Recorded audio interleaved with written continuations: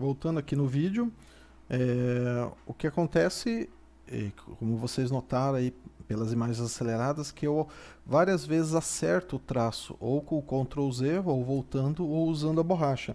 Isso é uma grande vantagem do arquivo digital, porque permite um controle muito grande do desenho e da ilustração para que fique do jeito que a gente quer mesmo, né? Então o traço de contorno, de finalização, está praticamente pronto aqui. Vou acertar só um pedacinho aqui do tênis, que eu achei que faltou o cadarço. E é claro, um traço bem solto mesmo, bem brincado mesmo, só para exemplificar para vocês os recursos mesmo que a gente pode ter nessa finalização. Eu não estou usando o estabilizador para o meu pincel, ele está à mão livre mesmo, por isso que em alguns momentos ele está meio erradão assim, né? Eu quero colocar mais alguns detalhezinhos. E aí o que eu vou fazer é o seguinte, eu vou gerar numa outra camada uma sombra com um pincel em cinza, com um pouquinho de textura e que tenha também um pouco de transparência para parecer que é uma sombra. Mas esse meu desenho vai ficar preto e branco assim. Então agora eu vou acelerar o vídeo de novo, vou pôr só os últimos detalhezinhos e vou fazer uma sombra com ele acelerado. A grande diferença da sombra é que o pincel vai ter uma transparência, então seria alguma coisa mais ou menos parecida com isso aqui. Deixa eu mostrar para vocês. Eu vou pôr um pouco de transparência, vou aumentar o tamanho para vocês verem. Estou aumentando o pincel aqui. Ó, ele fica com transparência, ele não fica com o tom chapado daí, tá? Vou escolher um pincel que tenha um pouco de textura. Você pode experimentar todos esses pincéis, que nem eu falei. Vou finalizar e eu volto com ele finalizado.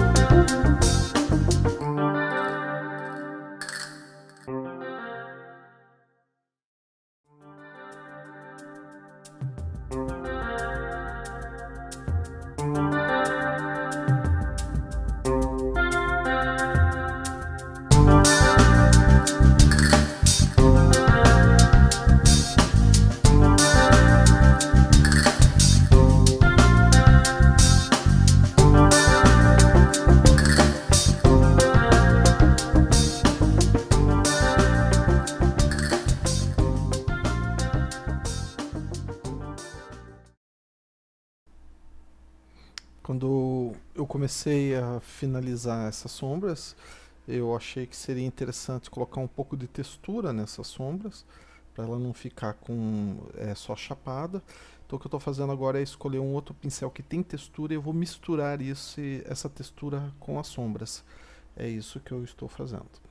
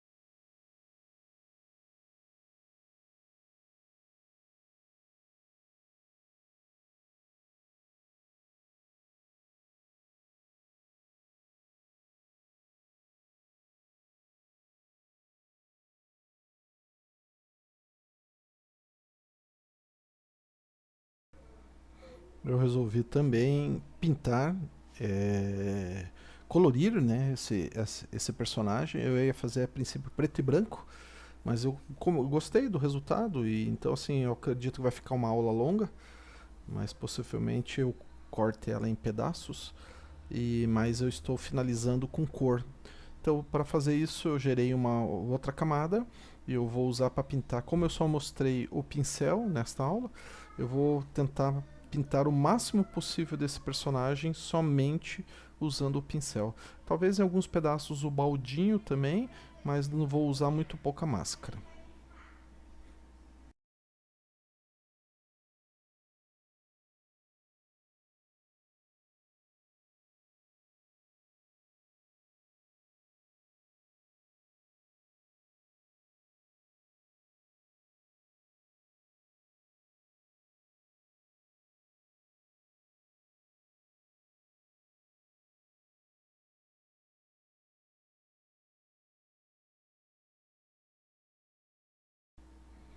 Eu vou, como o processo de pintura é meio trabalhoso também, eu vou acelerar o vídeo mais uma vez e aí eu volto com alguns comentários em cima dessa finalização, mas o vídeo vai ficar acelerado mais uma vez.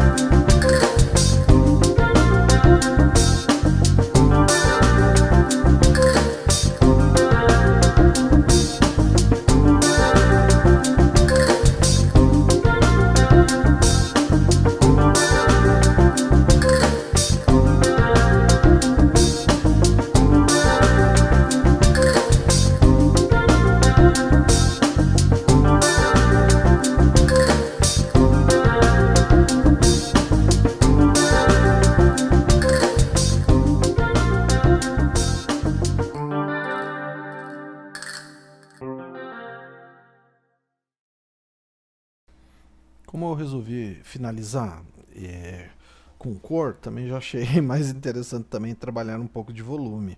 Quer dizer, estou deixando o desenho bem mais complexo do que o inicial mesmo. Mas a ideia de colocar esses detalhes é que o desenho fique mais interessante enquanto aula. Estou fazendo isso tudo muito rápido, com as imagens aceleradas, vocês estão notando isso, mas basicamente o que eu fiz foi criar uma camada e escolher um pincel em modo de esfumato, um pincel com transparência, onde eu posso trabalhar esses volumes e brilhos, e foi isso que eu fiz com esse desenho. Eu escolho uma fonte de luz nesse personagem, e daí brinco, faço essa brincadeira de estudo de luz e sombra nele. É um personagem cartoon, né? Um personagem bem solto, mas mesmo assim eu quis brincar com um pouco de volume, então acabei gravando a finalização dele inteiro. Vou continuar ainda com parte do vídeo acelerado, para não ficar pesado demais, mas espero que dê para notar o que eu estou fazendo, as ferramentas que eu estou usando e assim por diante.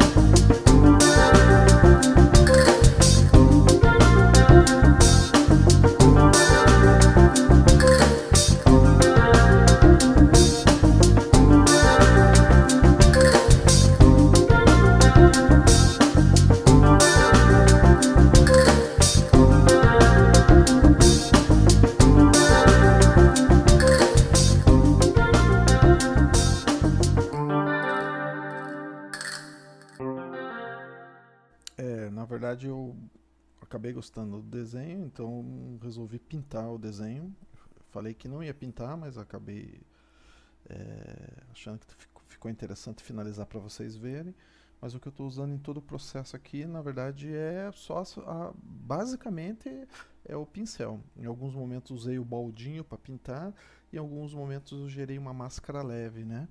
Mas eu estou tentando resolver, inclusive está um pouco mais demorado por conta disso, porque eu estou tentando resolver somente com o pincel que eu mostrei para vocês.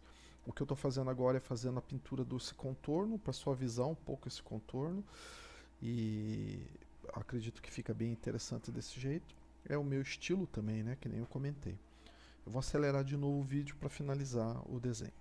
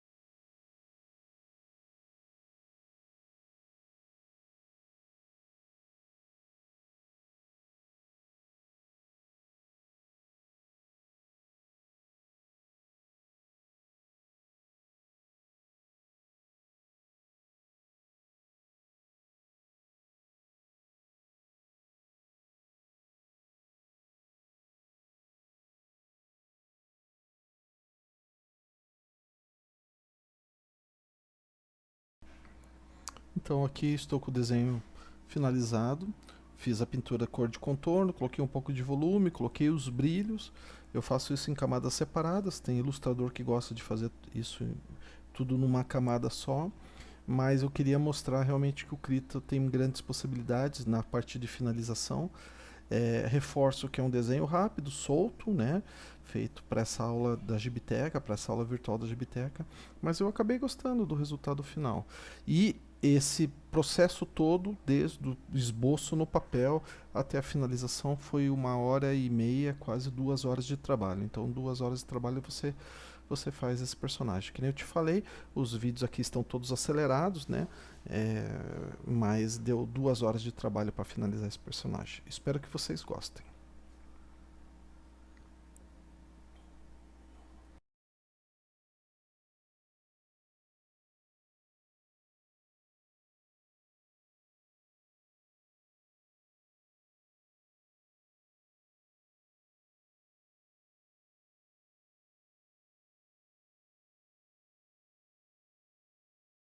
Então, você viu nesse exercício que a gente fez que o Krita é muito interessante, mesmo você sabendo só as ferramentas básicas, né? Também ficou claro nessa aula que seria interessante que, para que ela acontecesse de um modo um pouquinho mais profissional, um pouquinho mais artístico, que você tivesse uma tablet, mas dá para tentar fazer com o mouse, claro, né?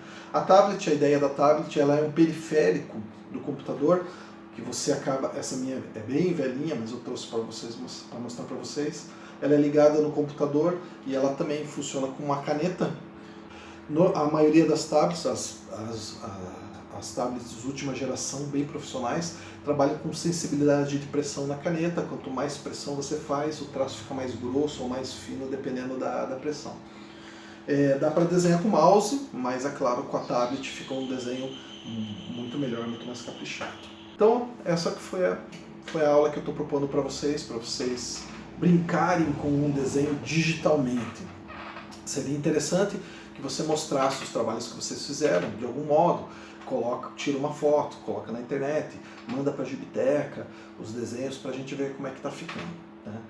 Como eu disse, meu nome é Marcelo Lopes e você me acha no Instagram também como Lopes Illustrator. Eu acho muito importante que a Gibiteca faça nesse momento algumas aulas virtuais, porque estamos presos em casa, né, infelizmente, mas tudo isso vai passar. E o mais legal disso é que eu faço com o maior prazer essa aula, porque eu tenho muito carinho pela Gibiteca. Eu comecei a desenhar na Gibiteca, eu entrei na primeira vez na Gibiteca em 1984, eu virei um ilustrador, eu virei um quadrinista, pelos cursos que eu fiz na Gibiteca, pelo esse convívio que eu tenho com esse espaço cultural. Então, para mim é um prazer transmitir um pouco do meu conhecimento e eu espero que vocês tenham gostado. Grande abraço a todos!